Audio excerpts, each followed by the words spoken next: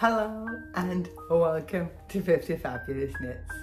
My name is Pia and I am, as always, so very happy that you're joining me today for a little chat about yarn and knitting.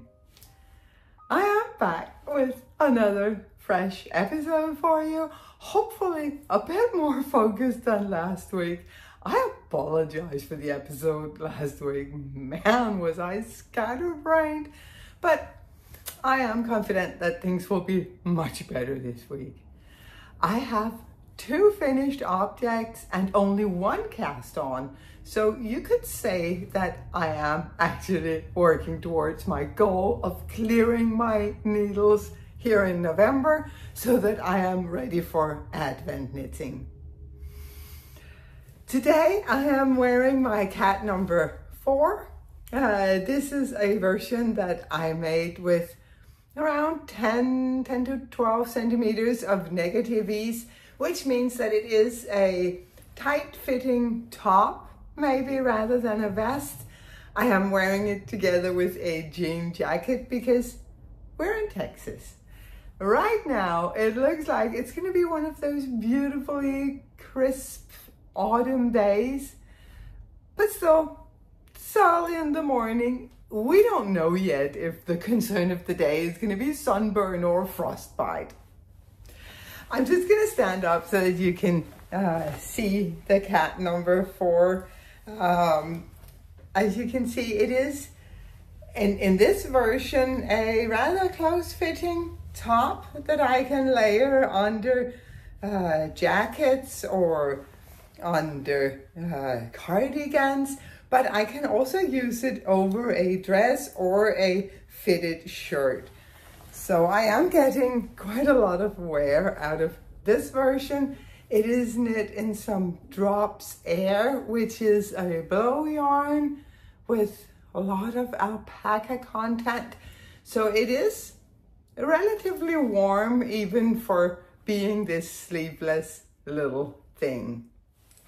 I am, of course, going to link the pattern for the cat number 4 and for everything else that I talk about in the description box just below this video. But yeah, 2 finished objects. The first one, I was going to say that they're fresh off the blocking mats, but that's not true. They're not off the blocking mats.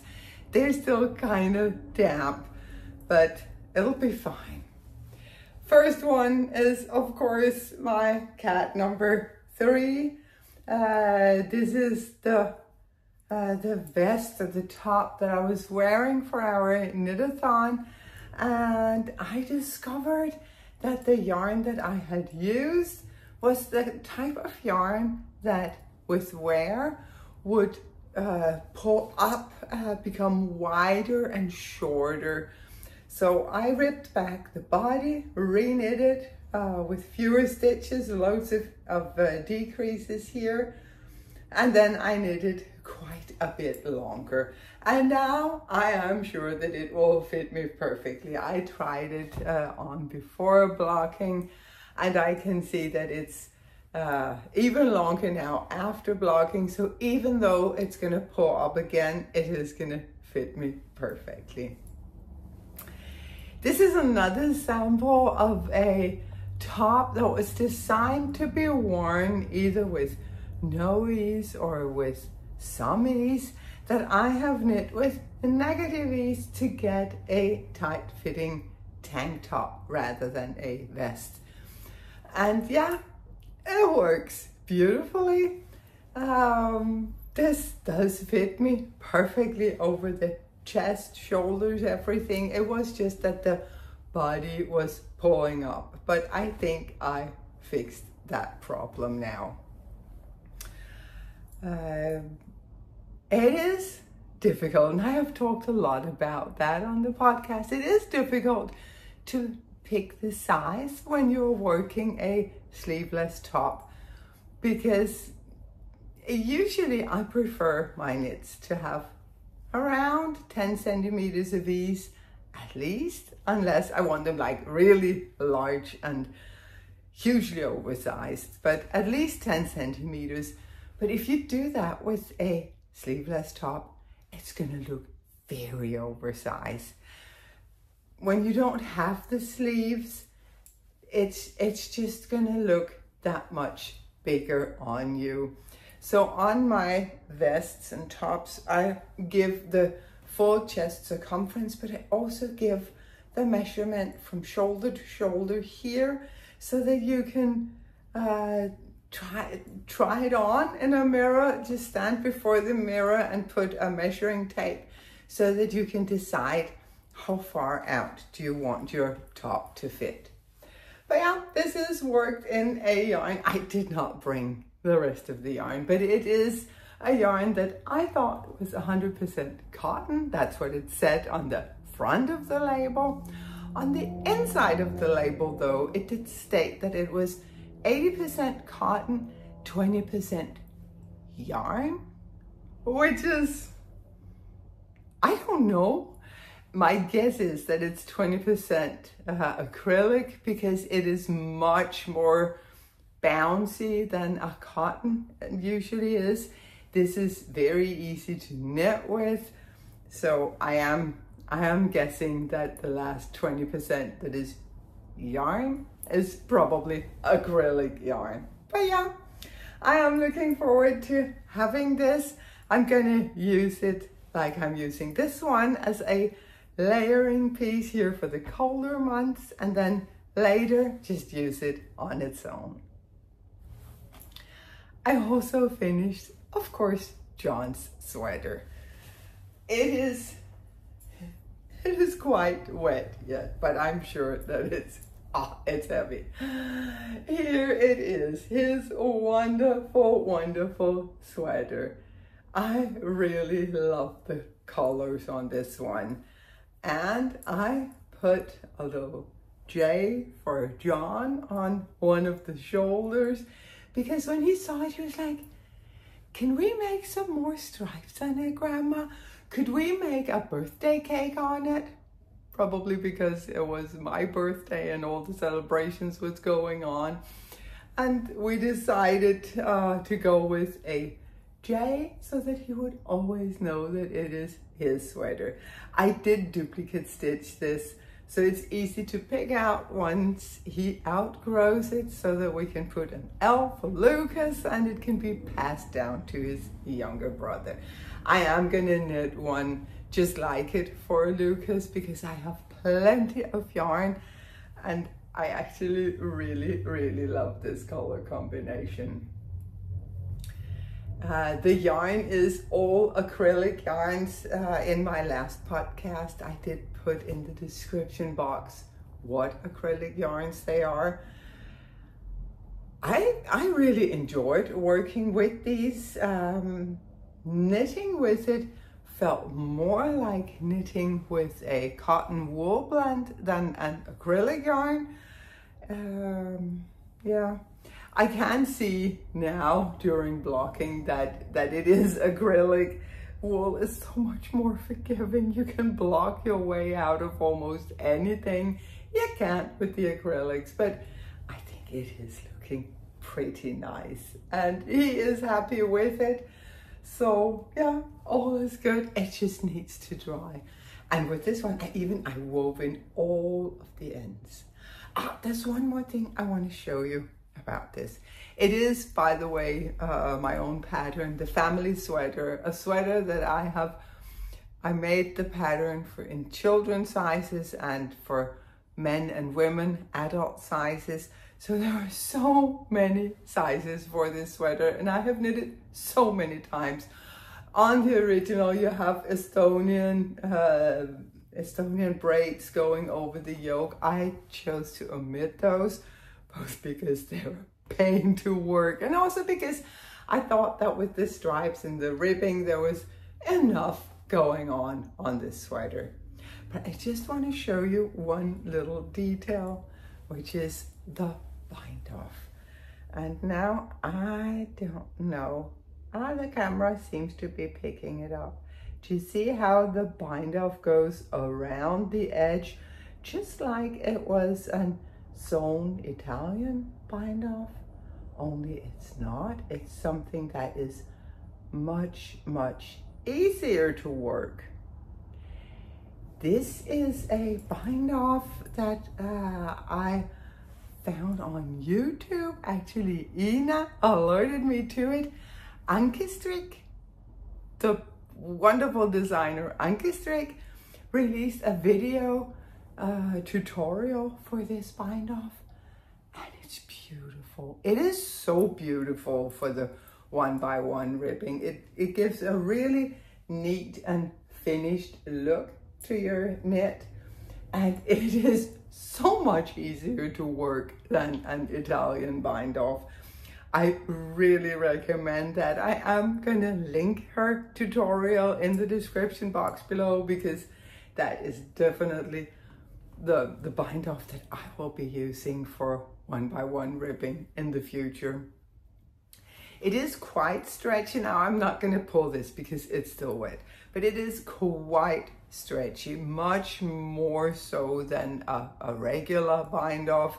Also more stretchy than the one where you will knit 2 stitches and then knit those 2 together, which is a bit more stretchy, but this is even more stretchy. It is probably not as stretchy as the sewn bind off, but it has more than enough stretch for me.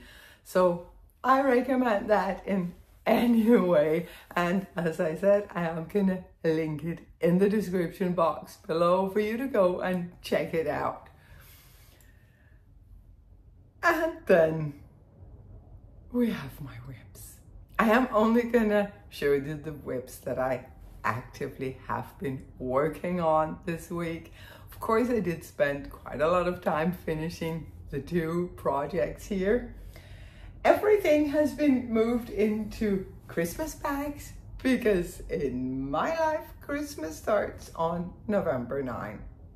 November 8 is my birthday. I don't share my birthday, but after that, Christmas is here. So Christmas bags it is. And these are they're just cheap gift bags that I got off of Amazon.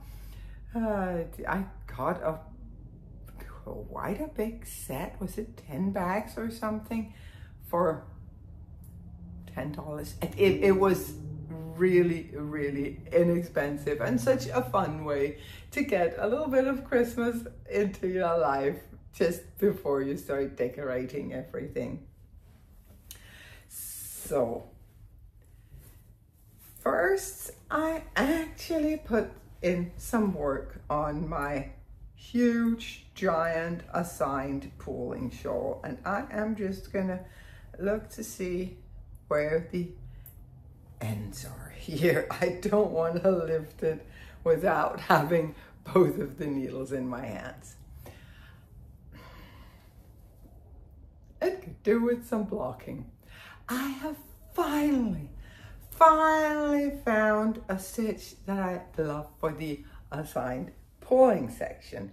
I have tried so many different stitches for this assigned pulling, but I really like this one where you make these long stitches that you then cross over each other. I think it plays so very well with the stripes of the crossed over stitches here, that it's actually the same stitch pattern, just magnified.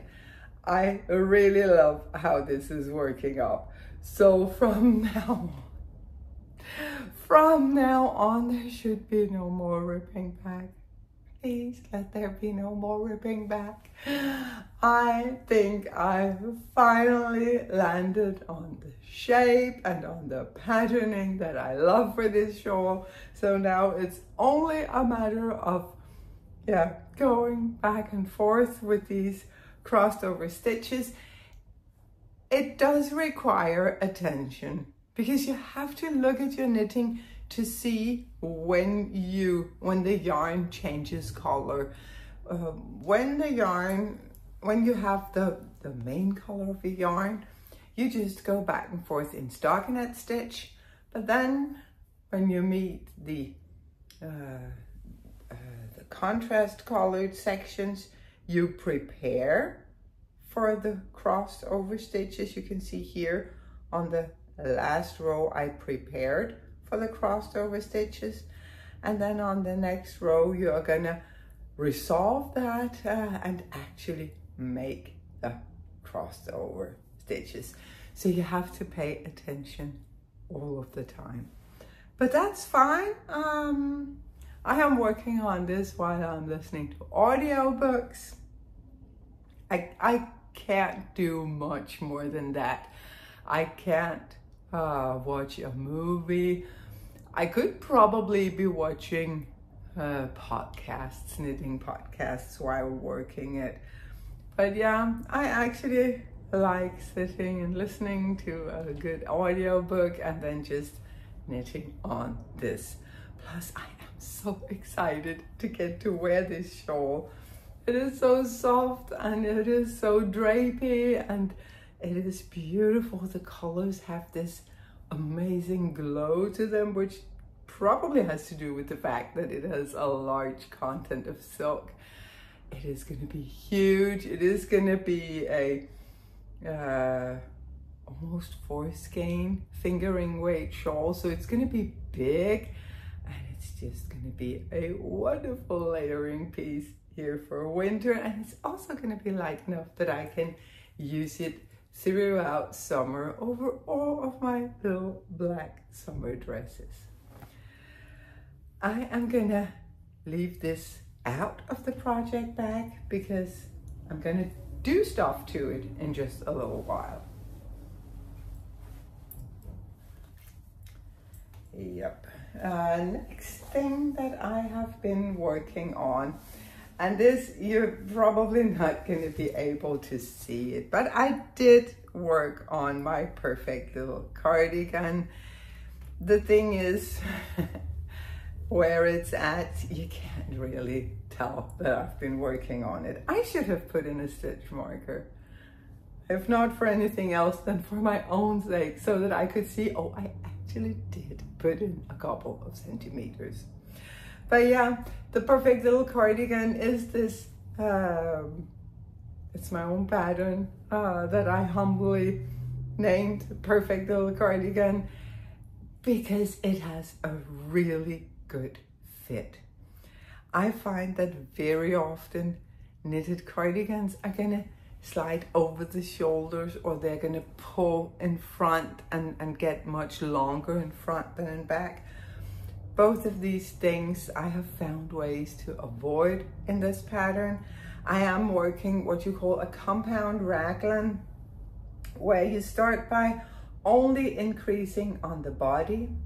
Then you come to the section that I am working currently, where you increase on both body and sleeves.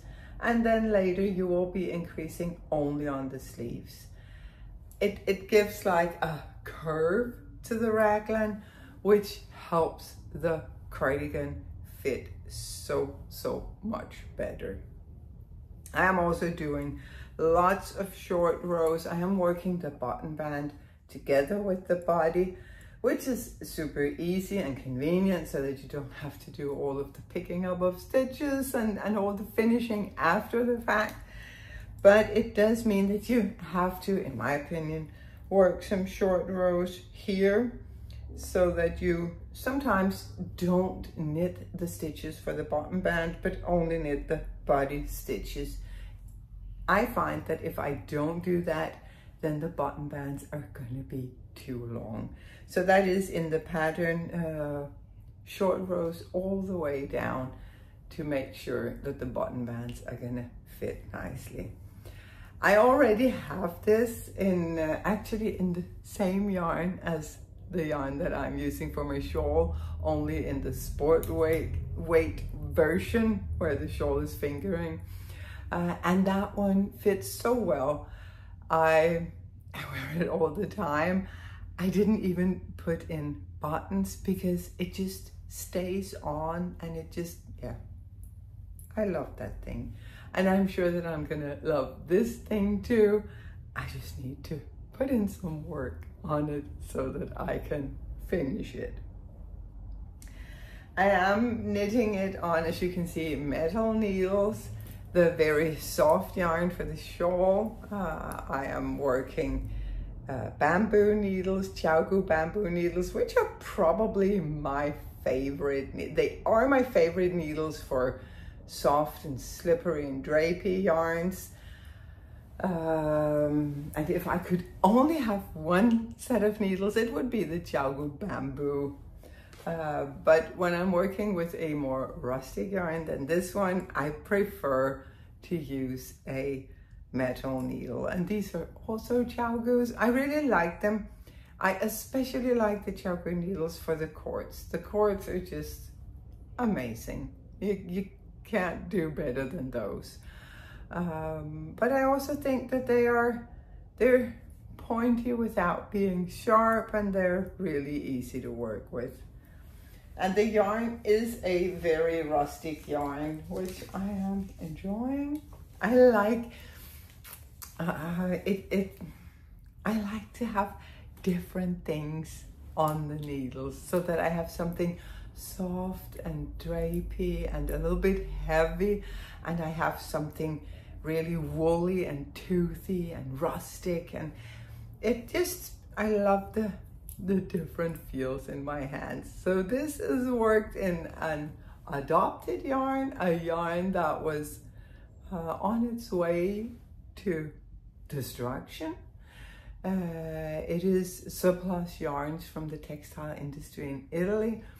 Garnspecialisten in Denmark saves these yarns.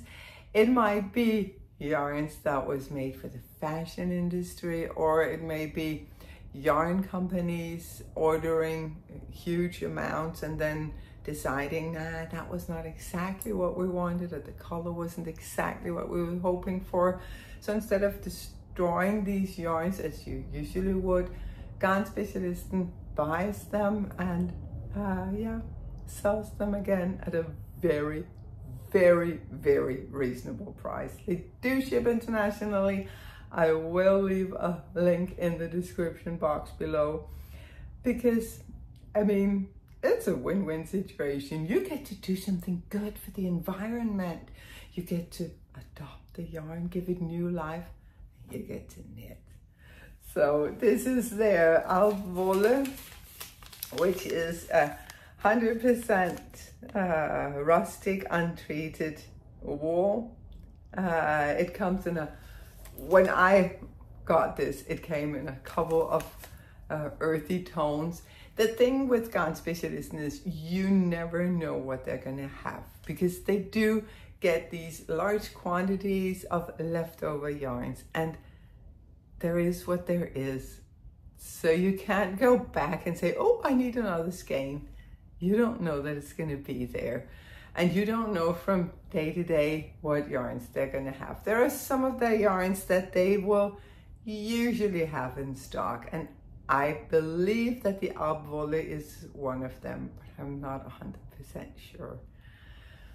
But yeah, it's always worth checking out their website to see what they have.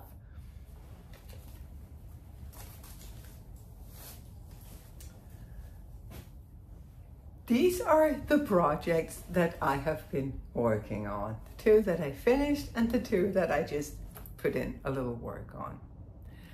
But then I have a new cast on. Which it sort of defeats the purpose. But as I said in the introduction, I have two finished objects and only one new cast on. So I am sort of working towards my goal of clearing the needles. I couldn't not cast on this one. I blame Inga from Knitting Traditions. I was sitting one evening watching her podcast as I was finishing up John's sweater, and then she showed that she had started knitting a scarf in a pattern that I know as faux ribbing. I don't know that that is the correct name for it, but it is a pattern where you knit 3 and then you slip 1 with the yarn in front, and then on the other side you knit 1, slip one with the yarn in front, and then knit 3, slip 1, knit 3, slip 1. So you get this faux ribbing, or yeah, a ribbing like material, which is so squishy and so yummy, and it is beautiful on both sides. It is much faster and easier to work than brioche. It actually does remind me a little bit about of brioche or fisherman's rib, only this is nice on both sides. Yeah, I couldn't help it. I had to cast on a scarf like Inga's. So I went into my little closet over here, roamed through my teeny tiny yarn collection here. I don't have a stash, I have a collection. You know what? We need to talk about this. We refer to our yarns as stash, which is, I don't want to do that, because when I call it a stash, it sounds like I need to work through it. If I'm calling it a collection, everyone will know that owning the yarns is more than enough. Have you ever said to someone who collected stamps, when are you going to use your stamps? No? So when are you going to use your yarns? I am not. It's my yarn collection. My yarn collection over here is tiny, to say the least. It is very, very small. And all I could find was this yarn. I love the color. I think it's so beautiful. It's actually, the camera is picking it up very well when I'm back here. It is blowing it out when I do like this, but this is the true color. It is beautiful. And my winter coat is black.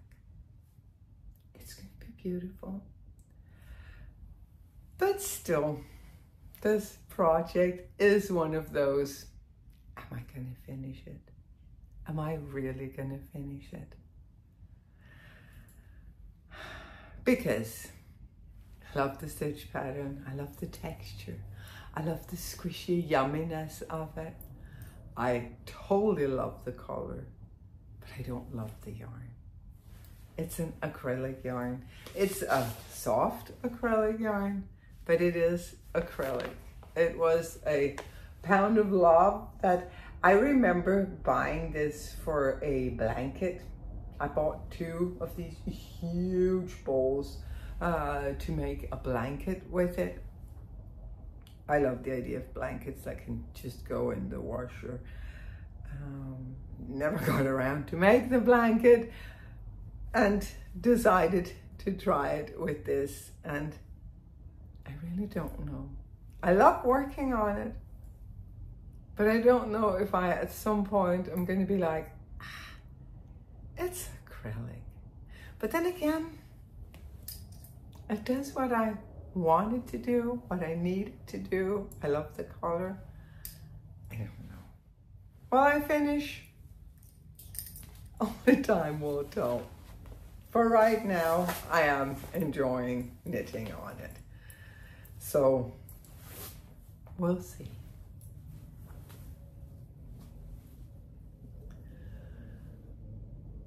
Only one cast on for this week is pretty good. I do, however, have 3 projects that I am itching to cast on. I am not doing it. I am holding out. I need to finish some things, maybe, or maybe not. You never know. But actually, I do have a problem. I'm happy I don't live over here because it's just too easy. I was sitting one evening again watching podcasts. I was watching a Danish podcast where they were talking about the Addy novel flyers. Let me just get them. These needles, and talking about how wonderful they are for sock knitting because they are so long. Typically the flyers and the crazy trio and what you call all of these sock needles, they're very short, but these are long. So I can see that they must be much more convenient to knit on. And then I was watching this and I was thinking, oh, I'd like to try those needles. The thing is, if I was in Denmark, I would think, oh, I want to try those needles. And I would make a mental note, and the next time that I was either ordering yarn online or going to a local yarn store, then perhaps I would look for them. Here, I reach for my phone, I pull up the Amazon app, and Amazon are all like, hey, we got your back. We can be there tomorrow morning. Would that be good for you? Of course it would. And since I got sock needles, it only made sense to also get sock yarn. I typed in sock yarn for Christmas socks. Those Christmas colors, they're not Christmassy to me. Most of the yarns that came up was like very white and like green, Grinch green, and very bright red. And those are not really Christmas colors to me. To me, Christmas colors is what the Nisse would wear, like these. Grays, earthy tones, muted greens, maybe some muted red. Those are Christmas colors for me. And see, look at the pattern on it. Doesn't it look pretty? I fell head over heels for this, so I put that in my basket as well. The next morning, everything arrived, and then we can really tell that I am not truly a sock knitter, because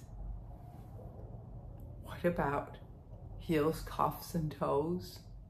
I mean, on this photo, everything is knit in this yarn, but I don't like that look. I want contrasting heels, cuffs, and toes. And my hand was on its way reaching for the phone just to ask if Amazon could pop by with some, I don't know, some Patton's Croy or something. But then I remembered from going through my yarn collection the other night that I actually had some Drops Fable laying in there.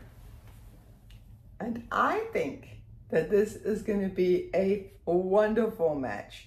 Actually, I would have liked a dark, rich, like red wine-y red, but I actually think that this is going to look beautiful, and it's going to look very Pia. So this is what I'm doing, but as you can see, no yarn is attached to the needles. I did not cast it on. You're probably gonna at some point. I even prepared a smaller project bag for when I have finished the cuff and I only have one ball of yarn attached to it. Then it can fit in this tiny little thing that can easily go in my purse and yeah, go with me everywhere. But I did not cast on yet. On Wednesday, it was my birthday. I turned 59, which also marked the beginning of my birthday year. I am going to be celebrating my upcoming 60th birthday for a year, just to make sure that it is celebrated in a thorough manner. So when I met up with friends at the McKinney Knittery on Monday, I decided to just make sure. I always do this. For birthdays, for Christmas, I always have something from Pia to Pia. I find it keeps people on their toes, that they know that there's competition. And also I just like buying stuff for myself. I like to spoil myself. I'm a horrible person, but I'm enjoying it. So I got a very nice present for myself. I must congratulate myself on being very good at gift shopping.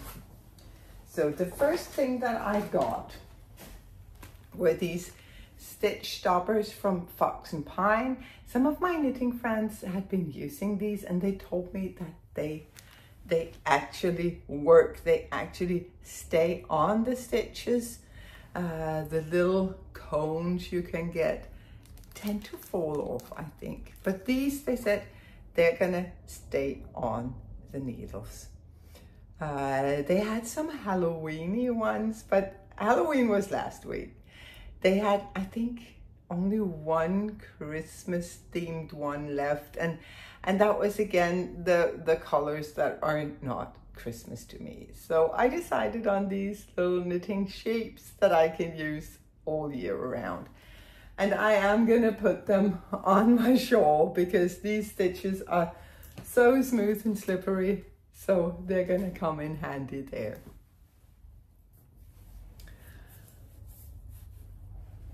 The McKinney Knittery has a wonderful sales rack, and I always check that out. This time I found some sock yarn from Sweet Georgia. I have been wanting to try her yarns for a while, and now it was there at a good price. This is the colorway Fossil. I really like this colorway. I have plans for this. I am gonna knit my Happy Shawl with this.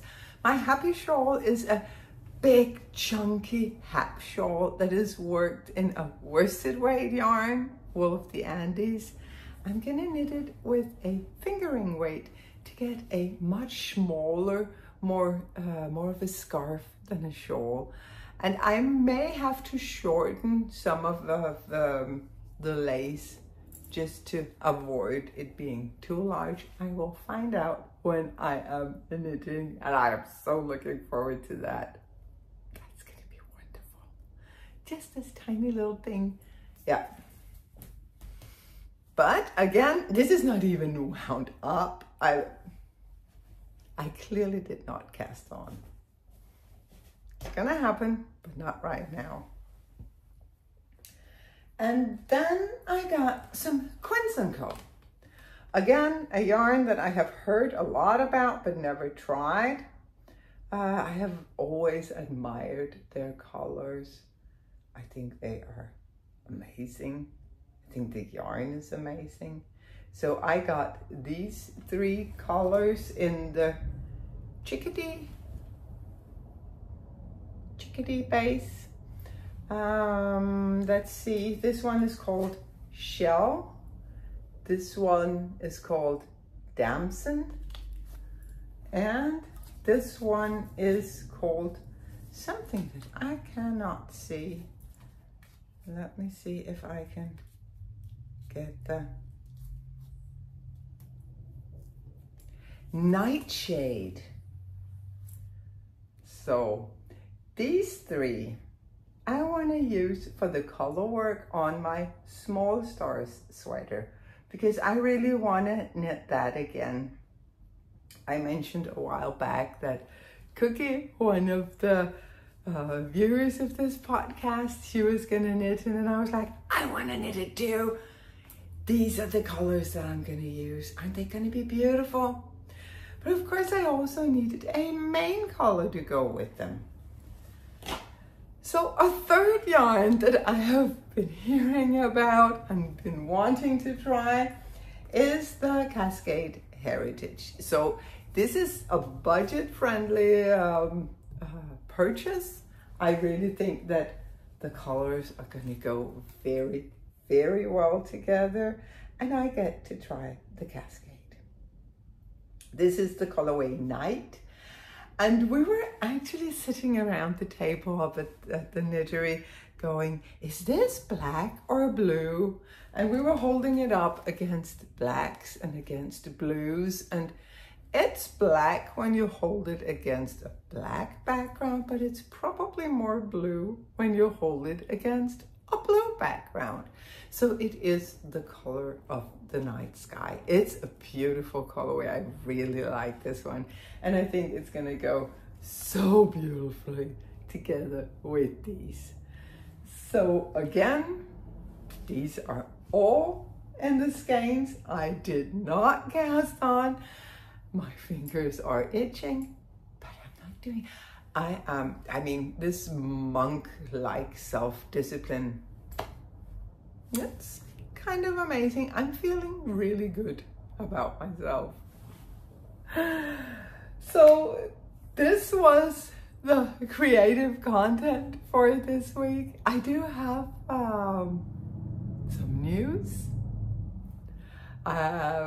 First, I am going to be releasing a Christmas or an Advent sweater. It's not Christmassy, like the Jericho's Rose from last year was not Christmassy. It was meant to be knit in the month of December using an Advent calendar or a collection of scraps. And it's the same with this year's Advent sweater, Hyacinth. It is also not Christmassy at all to look at, but it is designed to use either an Advent calendar or a collection of scraps. You are going to need a main color, and this year you're also going to need some fluff to hold everything together with. Last year with the Jericho's Rose, I met a knitter who had worked the Jericho's Rose with one strand of fingering and one strand of mohair, and I loved how the colors were just blending together so beautifully. So this year I decided to hold both the main color and the contrasting color together with some fluff to get some of the same effortless color changes. I'm gonna put just a teeny tiny teaser here. It's gonna be released on November 24, but I am going to put in the description box some information about it, sizes, measurements, yardage, needle size, gauge, all those good things that you kind of need to know so that you can start going through your yarn collection to see if there is something that you can use for it. Last year's Christmas or Advent sweater I released earlier because I had designed it to be knit bottom up, so we could knit a big part of the body and the sleeves before December 1st, where we then started knitting the color work on the yoke. This year you're gonna need your contrasting color from day one, so we can't really cast on until December 1st. Or of course you can, if you're using scraps, you can cast on whenever you want.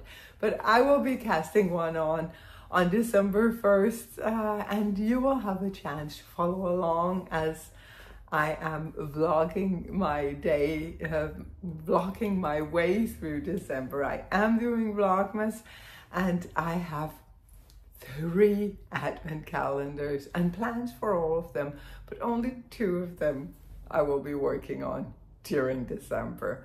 One of them is from Camille Knits, Camilla, who also she's a hand dyer, a designer. She also has a podcast, and she has given me one of her Advents, so I will be using that to make myself another Hyacinth. In other news, when I opened this podcast, I said hello and welcome to 50 Fabulous Knits. Now, I'm not going to be saying that anymore because I am celebrating my 60th birth year. It doesn't make sense, the 50 Fabulous.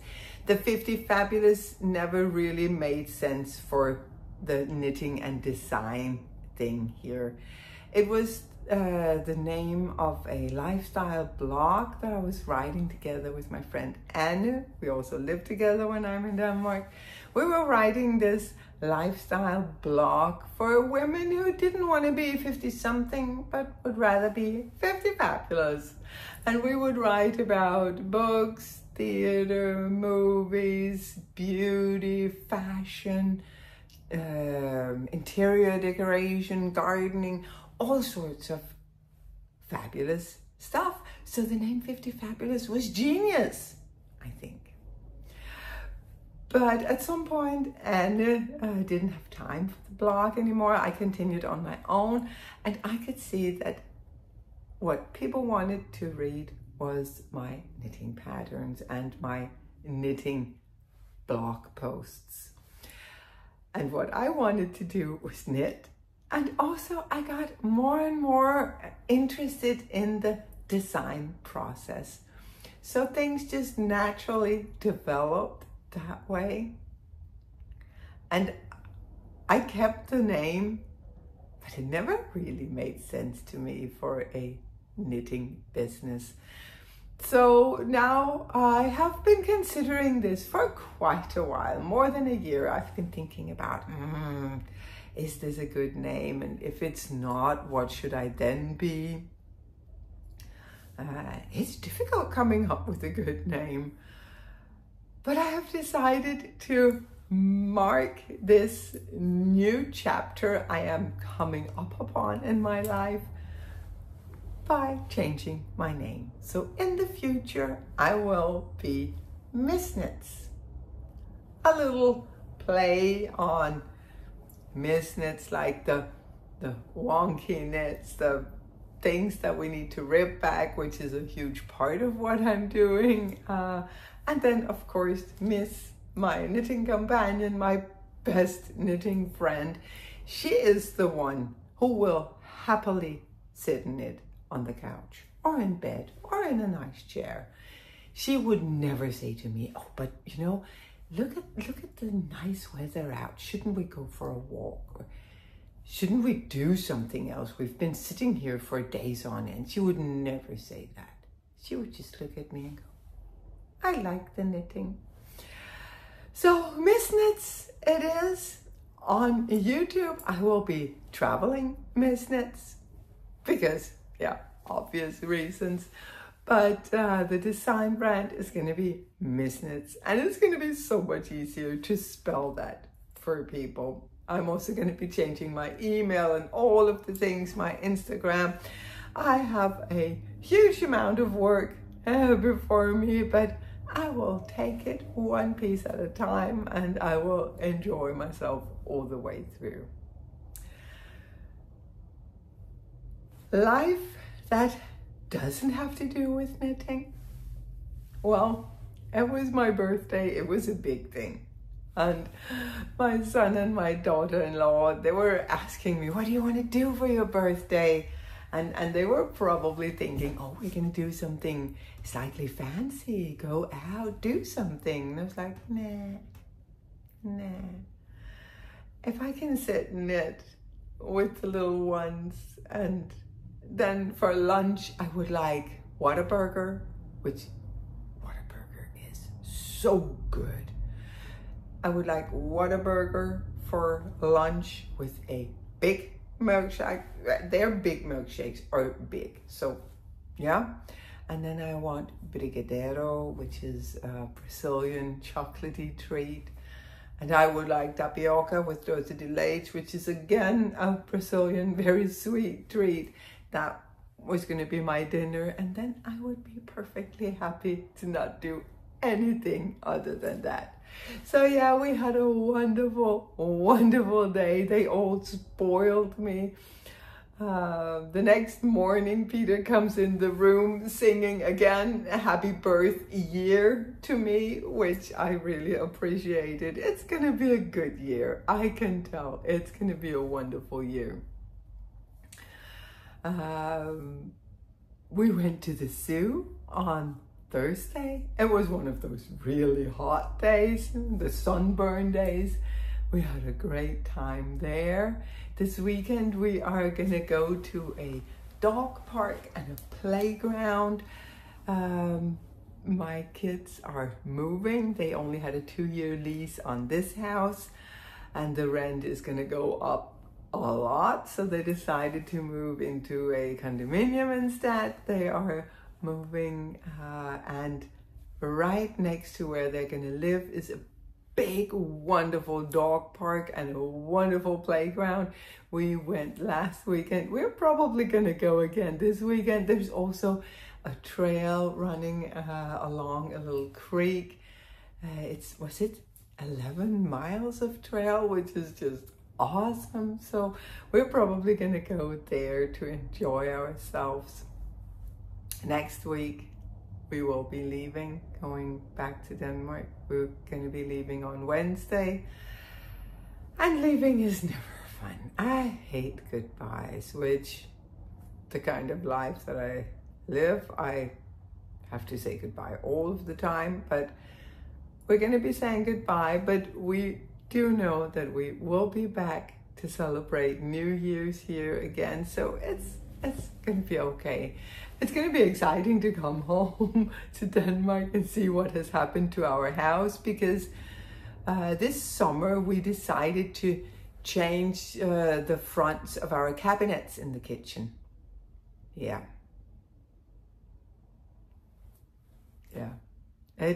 It grew as those things do. So we're very excited to come home and see what our house looks like. Hopefully we're gonna be able to move back into it before December rolls around. But yeah, that was it from me. Thank you so much for watching, for being here. If you enjoyed this episode, please consider giving me a thumbs up, maybe even subscribing if you haven't already. That really helps me grow my channel. Until we speak again, which is gonna be sometime next week, stay safe, stay happy, and keep knitting.